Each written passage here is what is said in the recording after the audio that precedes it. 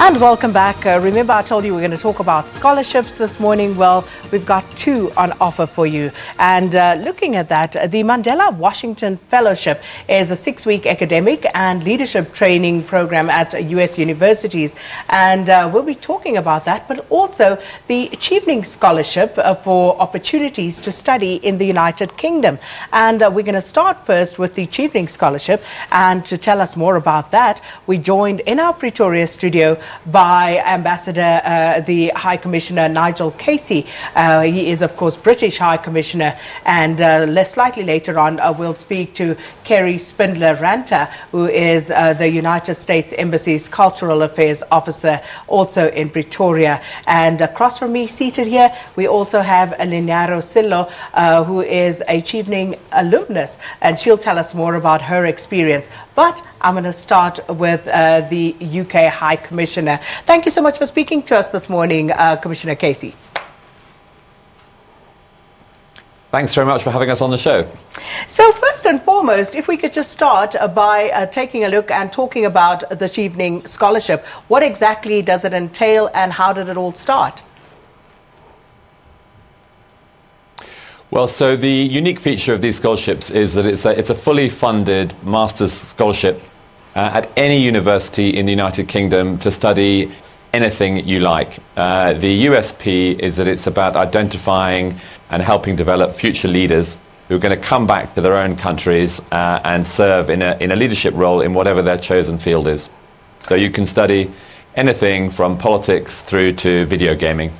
Oh, that sounds absolutely fantastic. And, you know, we look at some of the people who've taken advantage, notably some of the alumni here, Lesetja Kganyago, who's governor of our Reserve Bank, and I was looking at a few others as well. So evidently, you know, this has already assisted South Africa in turning up some really good professionals.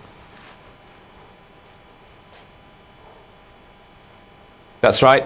We've had some fantastic people through the course in recent years. As you mentioned, the governor of the Reserve Bank, some of your top diplomats, other people who are prominent in a whole range of fields. As I say, it's open to any course that you like. I mentioned video gaming because one of our scholars last year went to Birmingham University to study video gaming. And I said to him at the time, I thought he'd made a smart choice because these are the jobs and young entrepreneurs of the future.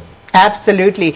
But let's talk about, you know, how people can actually access these opportunities.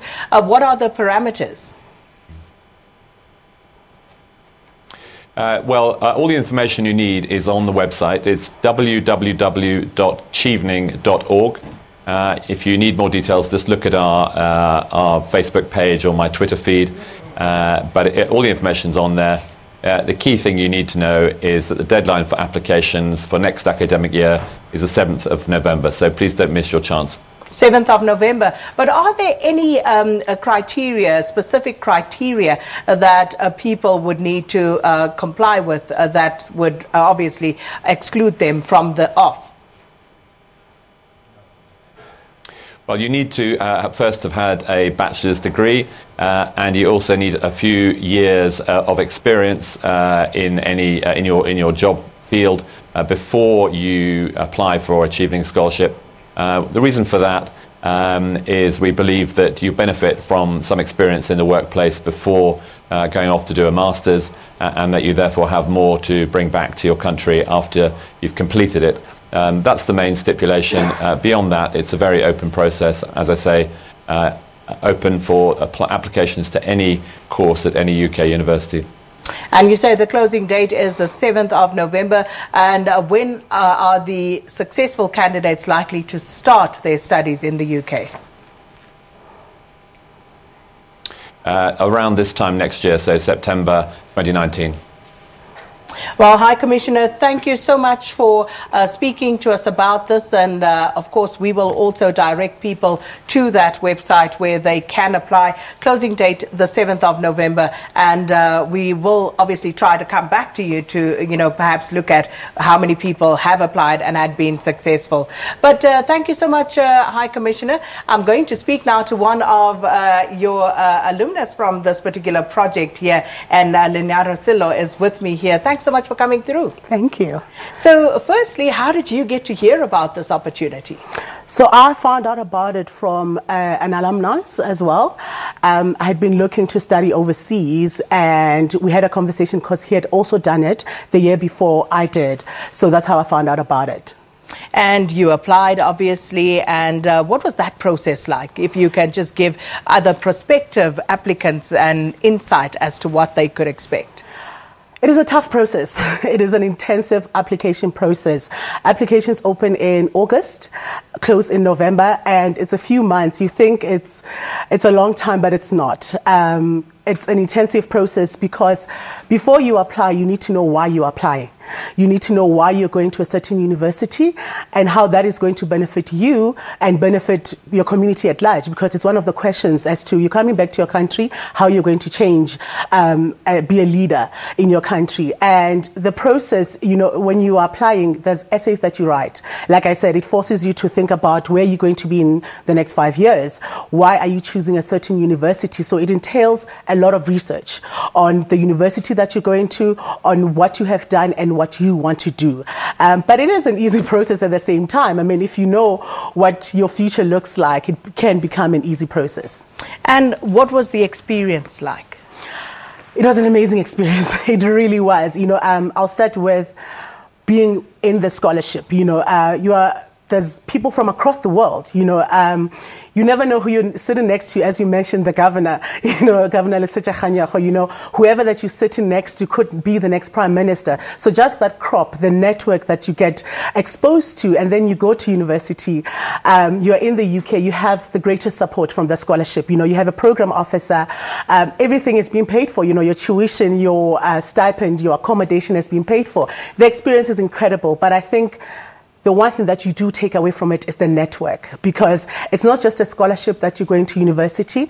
You get exposed to high-profile people. You get, depending on the kind of courses that you do. You know, I did conflict studies. I'd go for meetings at the Defense Ministry. I would be exposed to people in conflict, peace and security space. And that's the most important thing about it, you know, expanding your network, being involved in projects that are running, but on a high level, so that when you come back home, you have a network to deal with. It really does sound exciting. So if you could perhaps just give some words of advice and encouragement for those who are thinking about taking up this opportunity, why should they think about it?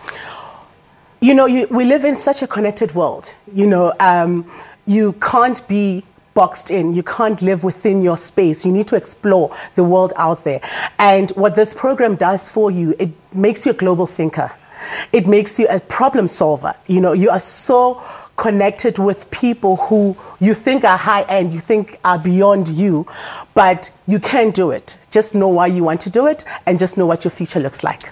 Well, thank you so much there, Lenyaro, for stopping by and talking to us about this. And as I said, keep those, you know, communication devices, pen, paper, or whether you're going to type it up, whatever it may be, and we will try to put those details on our social media networks as well.